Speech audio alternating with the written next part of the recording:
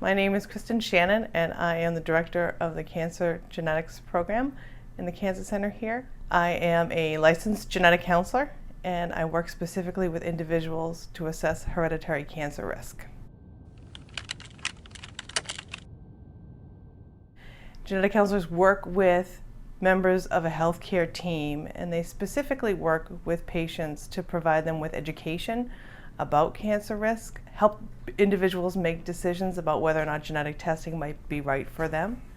And genetic counselors also can work with patients that know that they have a hereditary risk of cancer and talk to them about how best to modify that cancer risk.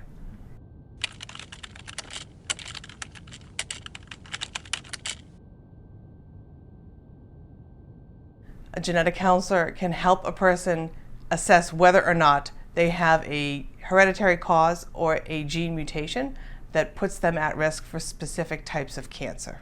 So genetic testing can be very helpful for some people because it can give them information about how likely they are to develop specific types of cancer. And if your medical professionals know that you're at risk for specific types of cancer, they can then screen you more frequently in the hopes that we will find a cancer when it's very early and easily treated. We can also talk to you about options for preventing specific types of cancer that you may be at risk for. Genetic testing also can be very helpful for your family members because if you have a gene mutation that puts you at risk for cancer, it's running in your family, and your relatives can then find out whether or not they have that same risk, and then they can seek appropriate medical intervention depending on their test results.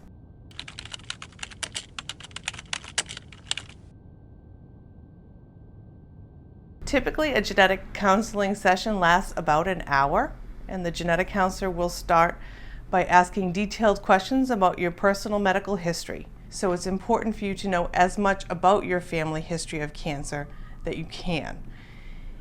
The questions that will be asked include who in your family has been diagnosed with cancer, what type of cancer was that cancer, and how old was that person when they developed cancer. It's important for you to know as much as you can, but if you don't know everything about your family history, that's okay, and you should still come to your appointment.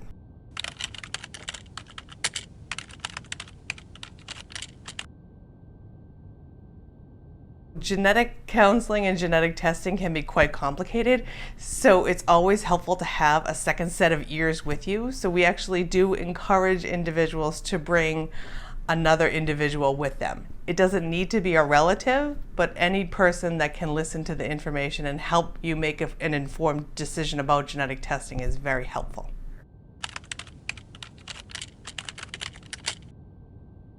So a genetic counseling appointment typically takes about an hour. If an individual does want to get genetic testing, it typically requires a blood draw, and that blood draw can actually happen at the end of the genetic counseling visit in most cases.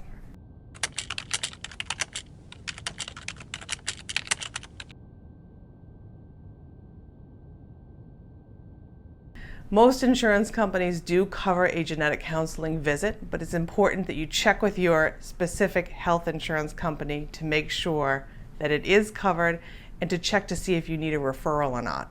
The genetic testing is often covered by insurance companies if an individual meets specific criteria for genetic testing. The genetic counselor, when you meet with him or her, will help you figure out whether or not your insurance company is going to cover the testing. But that's part of the genetic counseling visit and the genetic counseling process.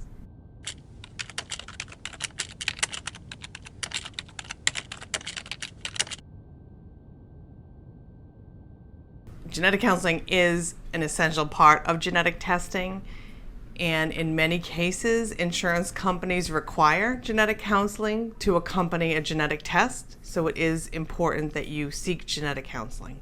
Even if someone has had genetic counseling in the past, it is important to consider seeing a genetic counselor again.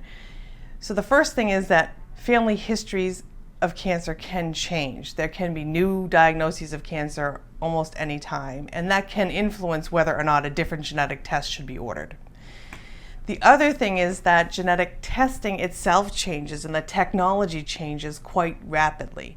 So a test that was performed 10 years ago may be more sensitive now, and the genetic counselor can help you figure out whether or not you need to have repeat genetic testing done. To make an appointment, the easiest way is to go to the website and get more detailed information with our phone number and scheduling email.